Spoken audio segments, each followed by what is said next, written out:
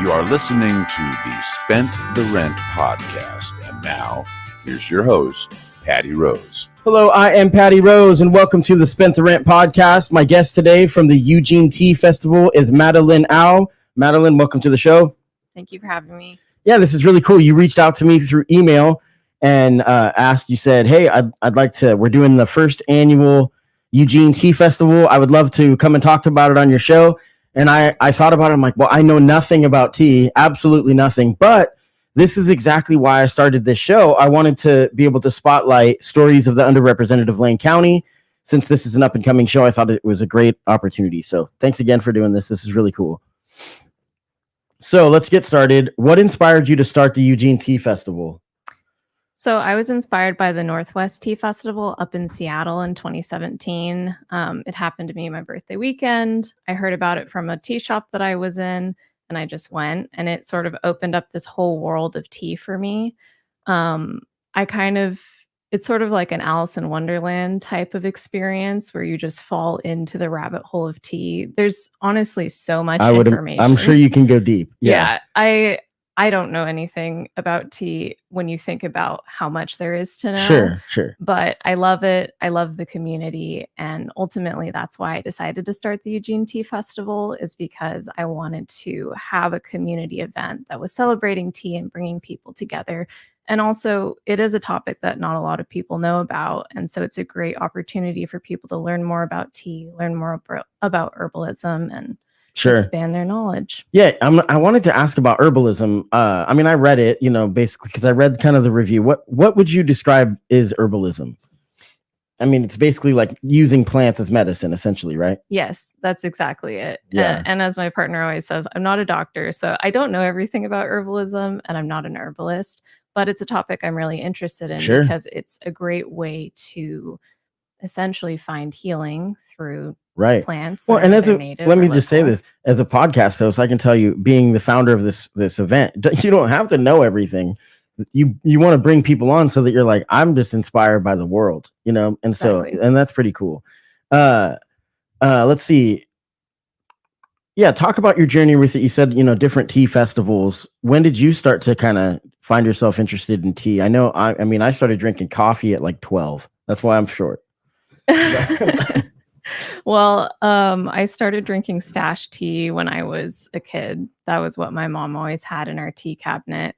And then I sort of was opened up to the world of loose leaf tea, actually through Jasmine Pearl, which is a tea company in Portland. And then once I discovered the tea festivals and went to the Portland Tea Festival, it just really opened my eye to how much is out there. And I just became a tea head. I just started to go to every local tea shop I could go to, talk to anyone that was interested in tea, volunteer for as many tea opportunities as I could, and just learn as much as I could just by drinking tea with people. What were you able to find in the beginning in Eugene as far as, obviously there wasn't the festival, which is why you were making it, but there's got to be a scene somewhere, and I'm sure you reached out and met some people. Yeah, there's definitely a scene. And for me, the connection was through the businesses that are supporting the tea industry. So there's Mountain Rose Herbs, there's Yogi Tea, there's Oregon Tea Traders, there's Young Mountain Tea, there's JT, there's all the boba shops that are around. And I just went to any place that I could and then signed up for any events that were happening. And it's a small community, but it's a community of people who are passionate and who love the leaf. And that's all it takes. Essentially, I think it's so important for all of us to kind of find our tribes, not to like section off, but to like find like-minded people so that it's good for mental health, and that kind of stuff. Mountain Rose Herbs, you mentioned a lot of businesses, and I'm not trying to single one out specifically, but I do know more about Mountain Rose because I've had friends that have worked for them. That's an incredible company, and the stuff that they do is cutting edge. I think it's like definitive of the culture of Eugene. Some of the stuff that they do for their employees too, like body modification bonuses. And I don't know if they still do that because the economy and all that stuff. But at one point, it's like, if you're getting a tattoo, we'll kick down $50 for you. And I just thought it was neat because they're basically like wellness is a big part of what they're about. So I thought that was really cool. And I had a girlfriend years ago that worked for him. So going to these events, I felt very out of place, but everyone was really welcoming. And I would hope that that is the case for what you're trying to put together for something like this. And I'm sure it is. I know a lot of people would be intimidated because they're like, I don't know anything about tea, but I guarantee since it's such an infant stage, it's going to be small. So, I mean, it's meant for the public. Like a lot of the workshops that we're doing are tea 101. What is tea? Right. Just the basics about Camellia sinensis, specialty tea, herbalism. Right. There's a lot of like ground to be covered in just tea 101. Yeah, let's talk about overall, and then we'll kind of get down to the actual workshops. But let's talk about what attendees can expect at the event. So there's like a marketplace. Yes, you can speak on that. Vibrant marketplace at the Farmers Market Pavilion and Plaza, which I am so delighted that space was created. It's beautiful. It's like it was designed for the tea festival. It's this like light, bright, airy space with lots of electricity, which is what you need for a tea festival. Sure. So there's going to be the marketplace, and then at the marketplace, there are going to be tea tastings. Not every single vendor will be offering tea tastings, but a lot of them will be. Festival attendees will be given a compostable cup, and they can just go around and have as many tastings as they want. Right. And then there's also the workshops for people who are interested in having more of an educational experience at the festival. The workshops are on Saturday and Sunday, so that people who want to really experience the festival can do that and still also attend some workshops. Oh, that's awesome. Yeah. And so we'll talk about this multiple times throughout this episode, but is it the 20, what's the date? So it's Saturday, May 20th for the first day of workshops. Right. And then Sunday, May 21st is the second day of workshops and is also when the festival is taking place. And they're both 10 to 4, both days? Yes. 10 to 4, and it's at the Farmers Market Pavilion? Yes, Farmers Market Pavilion for the festival on Sunday, and then it's at the Mountain Rose Herbs Annex, which is next to the Mercantile for the workshops. And registrations will be available to the public next Wednesday. Right. And I'll throw this up on the screen. There's a website as well, eugeneteafest.org, but we'll talk about this stuff more, as we go along. Yeah.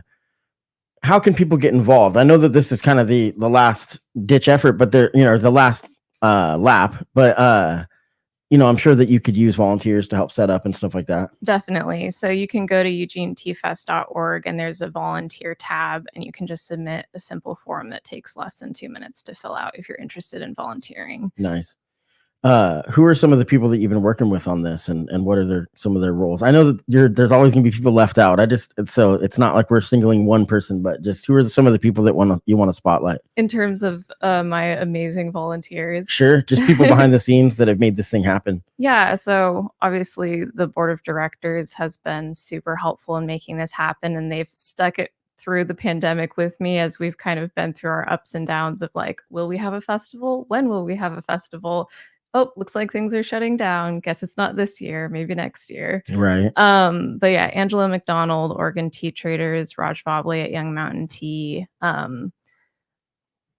Rachel Colin, who used to work at Mountain Rose Herbs and now runs her own company, Muse Marketing, and Mason Hutchinson, who runs Herb Rally and also used to work at Mountain Rose Herbs. They've been really amazing. And my superstar volunteer is Melissa Nelson, who runs her own company, Olvin Coaching. So I've had a lot of people who have helped me. That's also, cool. Shout out to my dad. Nice. Yeah, talk about that briefly, just the challenges with COVID. Obviously, everybody's so exhausted of this storyline, but the thing is that you had launched this 2018, is that correct? 2019 was when I was starting to. And so no idea of anything on the horizon. You're like, I just want to get everybody together, like dumping tea on each other, throwing it in the river, whatever you do with tea, right? and then COVID hits. And so I want to just reiterate how I'm sure the board and all these people that are like, yep, I'll come to another Zoom meeting, I'll do all this. So that's really cool that they were able to stick it through. It's going to be really rewarding to see this event. And I know from doing stuff on a local level, even if it's like 30, 80, 200 people, you're going to be really happy. It's just such a cool thing. Yeah. Talk more about the workshops, what specifically there's going to be so that people might have a little better understanding on what to look forward to. Yeah, so I brought the workshop program with me because I don't have these memorized. Right. So some of the Sunday workshops, history of tea and politics, the origins of Nepali tea, tea 101, what is really in my cup, tea evaluation, science meets art. There's going to be a pop-up printmaking session and also a woo-wo ceremony, which if you don't know what that is, just come at 2 p.m. to the Farmers Market Pavilion on Sunday, May 21st, and you can witness it firsthand. There you go. And then on Saturday, there's going to be tea bags behind the product, which is going to be a really cool workshop. That's by a good friend of mine, James Magnus. And he's also bringing Tony Atellon, who's an industry professional, and they are in the manufacturing industry for tea bags. There's going to be an interview with Mountain Rose Herbs owner Sean Donnell, and then there's also going to be a workshop on tea as art, tea as medicine, and tea as culture, a 5,000-year history, and one that I'm really looking forward to, Tea Time for Your Grief, which is being hosted by my superstar volunteer, Melissa. That's pretty exciting. I got to give you props on organizing something like this. This is cool. And did you know a lot of these? I mean, the one advantage to COVID is you've had a lot of time to make sure that you've kind of like thought about everything that could go wrong and all that stuff. So I'm sure you've had, redirections and all that and replanning. But did you know a lot of the people involved, or is this something that you just started making cold calls? So I do actually know a lot of the people involved because between the time that I was like, okay, I'm going to start a tea festival to now, I've been working in the tea industry. Sure. And like almost 3 years of being in the tea industry, I've worked with Mountain Rose Herbs. I've worked with Oregon Tea Traders. I've worked with a lot of these businesses in a professional capacity. And I've also been doing the tea festival, reaching out to people to do educational workshops and fundraisers. And the course of 4 years has meant that, yeah, we're pretty good friends at this point. Yeah, that's awesome. And that's kind of how the tea industry is it's more than just like acquaintances or professional relationships. It's more of like a community and friendships. Well, and I think it's lifestyle. I think that it goes with a wellness lifestyle to a lot of people. I know that some people just want to wake me up, pick me up or whatever. Some people want to go to sleep, with different, there's something for everybody. But I think that what I learned by bumping elbows with that crowd was that it's about wellness. Yes. It's about, taking care of your body, mind, and spirit, and all that good stuff. And so I've tried to spotlight on that on the podcast. I had a woman that was into crystals, and stuff. And I'm not trying to criticize stuff that I don't understand. Cause I'm like, dude, if it makes you happy, that's awesome. And it's not hurting anybody. And ultimately, this is a wellness festival. Right. And that's kind of like when we're looking at the future of the Eugene Tea Festival, I'm really hoping to incorporate art, community, active transportation, other elements of wellness, because I want it to be more than just tea, more of a holistic picture on what does it mean to be well? What does it mean to have a lifestyle of rest and connection? Yeah, that's awesome. I was gonna make a political joke. I'm trying not to, because about the Tea Party, so right. So I was like, I just like the name being locked up so that it's not somebody else using it. No, but yeah, I was gonna ask, how do you see this festival evolving in the coming years? I mean, what are some short term and then medium to long term goals? Yeah, so in the short term for next year, I'm really hoping to be able to bring in more artists into the festival. And in particular, I'm hoping to collaborate with Art City so that we can pay the artists to essentially create pop-up sculptures that are around different themes. Sure. I mean, I think it'd be cool to just have a group of people paint a tea leaf too. Like, you know what I mean? Like, I mean, that's the beauty of it. It's like, I don't, it doesn't take a ton for it to, like, a crazy concept for it to be amazing. Yeah. You know? And I think the art is really important to me because it's so helpful in conveying a message in a way that is really easy to digest. Right. And understand. Yeah. And it's inspiring and it's part of what makes life worth living. So I've done my best to sort of try to plant that seed of art in this year's tea festival. There's going to be a friend of mine who's doing a live painting during the festival. And then there's also the pop-up printmaking workshop where people can just go and do little prints. So let's talk about, for anybody, let's really narrow, like, pin down the location so that if anybody's, because it's new, Yeah. you were saying, so if anybody hasn't been there, what's the address? I had it written So down. downtown Eugene, Farmers Market Pavilion and Plaza. It's next to Slice. It's where the Saturday market and the farmers market is. Okay. I think it's called the Park Blocks. Yeah, That's the general area. Yeah. And then I think the actual address is like, 8th. Yeah. We got a comment from Robert McDonald. He says, "This sounds really awesome. I hope it goes well." Thanks a lot, Robert. Thanks for listening and watching. Thank you, Robert. Yeah. So it's right downtown. Everybody knows where the Saturday market is. Yeah. And so I've been going there since I was 12 years old. And so are you from around here? So I moved to Eugene in 2019, and then I moved to Springfield in 2021. So that seems to be the trend. It's kind of interesting that Springfield is really on the upswing for sure. I mean, love Springfield. It's amazing. Yeah. And I think it's really welcoming. And there's a lot of things we could talk about for days. Let's see what else I got for you. We talked about challenges. Oh, for someone putting together an event like this, what is your advice? I know that is this your first big event like this, or you've done some different things? This is my first time doing anything to this scale. Sure. When I was in high school, I did a little art auction, and that was cute. Yeah. No, this is the first time that I've ever done anything like this. I was the volunteer coordinator for the Portland Tea Festival, but actually building a festival from the ground up has been a process. Oh yeah. Yeah. Yeah. You learn a lot about sound and all kinds of stuff quickly. I don't know if that's something that you may want to hit me up. Well, it's just like nonprofit organization. We're a 501c3. So like the first year was just me laying the groundwork as a legal entity, setting up the website, doing the outreach, getting sponsorships. Yeah.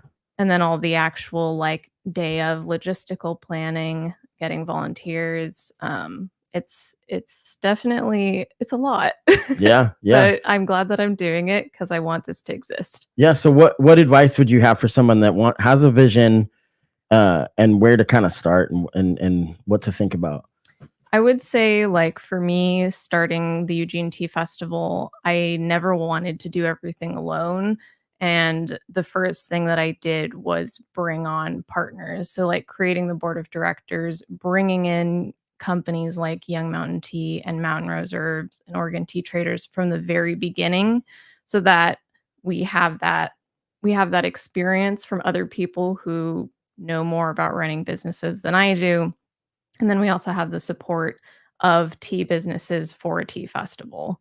And then even before, like, Google is so helpful on finding out, it's like I got an LLC for my podcast and I just Googled stuff and figured it out, so once again, I want to talk about the website. It's OregonTeaFest.org, and it's real simple, easy to navigate. That's where you're going to want to go to buy tickets. You can buy tickets at the door. Is that true? So we want to make this as accessible as possible. If you'd like to support the Tea Festival, you can do so by going to EugeneTeaFest.org and buying tickets in advance.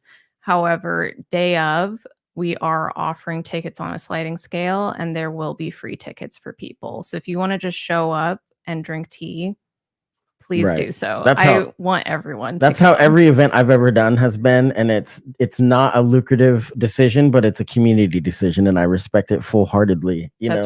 That's what I've always been about. It's like you can come and it costs this much, but if you don't have that much, it doesn't cost anything. Yeah. And so please don't take, for the people that want to donate, that's how you do that. You're basically buying the tuition for somebody else kind of deal. So people can donate day of, but you can also just show up. You can bring your own cup. You can have one of the thousands of cups that I've gotten. Compostable cups are not expensive, so don't feel bad.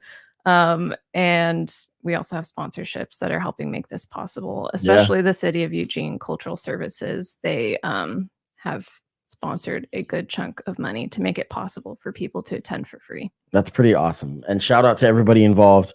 Once again, go to EugeneTeaFest.org and find out more about the event. Madelaine Au, thank you so much. This is really cool. The Eugene Tea Festival is the weekend of May 20th and 21st. Yes. 10 to 4 at the Farmers Market Pavilion in Eugene, Oregon. Thank you so much. It's been a pleasure. Yeah, you take care. Thank you so much.